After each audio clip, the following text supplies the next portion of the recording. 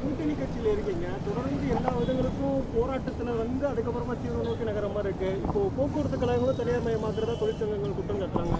இப்படி தொடர்ந்து பல திட்டங்கள் வந்து தனியார் மயம் நோக்கி நகர மாதிரி இருக்கு. இதுக்கு எப்படி? இல்லை, அதாவது கூட்டணி என்று மதசார்பற்ற முற்போக்கு கூட்டணி, இந்தியா கூட்டணி என்று ஒரு இருக்கிறதுனாலேயே தமிழ்நாட்டில் இருக்கிறது கூட்டணி அரசு அல்ல. அது தமிழ்நாட்டில் இருப்பது திராவிட முன்னேற்ற கழகத்தினுடைய அரசு.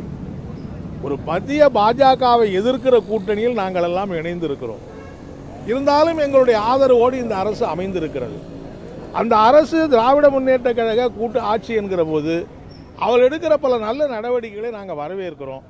அதே சமயத்தில் இது போன்ற பாதகமான மக்களை பாதிக்கிற சில நடவடிக்கை இருந்தால் சுதந்திரமாக சுயேட்சையான கட்சி என்கிற முறையில் எங்கள் கட்சியின் சார்பிலே கோரிக்கைகளை வற்புறுத்தி போராடுகிறோம், வாதாடுகிறோம், அரசுக்கு சுட்டி காட்டுகிறோம். நிச்சயமாக அதை வற்புறுத்துகிற கடமை எங்களுக்கு உண்டு, உரிமை எங்களுக்கு உண்டு என்பதை நான் தெரிவிச்சுக்கிறேன். ஒரு பக்கம் மத்திய அரசு அதிகார குவிப்பில் ஈடுபடும் போது எதிர்க்கிற தமிழக அரசு, அவர்களும் இந்த அதிகார குவிப்பில் ஈடுபடுற அந்த முரண்பாடு எப்படி பார்க்குறீங்க? இல்லை, இது இன்னைக்கு இருக்கிற அரசு மட்டும் இல்லை, மாநிலங்களுக்கு அதிக அதிகாரம் கேட்கிற எந்த ஒரு அரசும், அதாவது தமிழ்நாட்டில் இதுக்கு முன்னாடி இருக்கிற அரசு சரி, எல்லா அரசுமே தங்களது அதிகாரத்தை விட்டு கொடுக்கறதுல கொஞ்சம் தயக்கம் காட்டுகிறார்கள் என்பதை தான் நான் சொல்ல விரும்புகிறேன். அது கூடாது.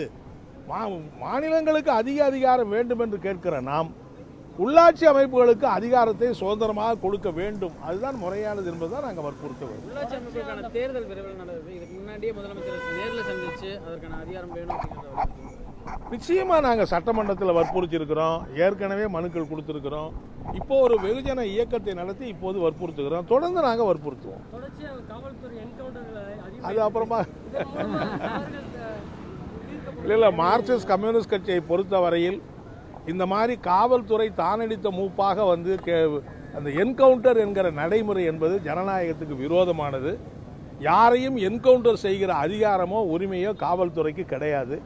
எவ்வளவு பெரிய குற்றச்சாட்டில் ஈடுபட்டால் கூட காவல்துறை கைது செய்து அந்த குற்றச்சாட்டுகளை நீதிமன்றத்தில் நிறுத்தி அவர்கள் நீதிமன்றத்தில் நிரூபித்து நீதிமன்றங்கள் தான் தண்டனை வழங்குகிற உரிமை இருக்கிறதே தவிர இதெல்லாம் செய்யாமல் காவல்துறையே தண்டனை வழங்கி விடுவது பொருத்தமற்றது. அது வன்மையான கண்டனத்துக்குரியது.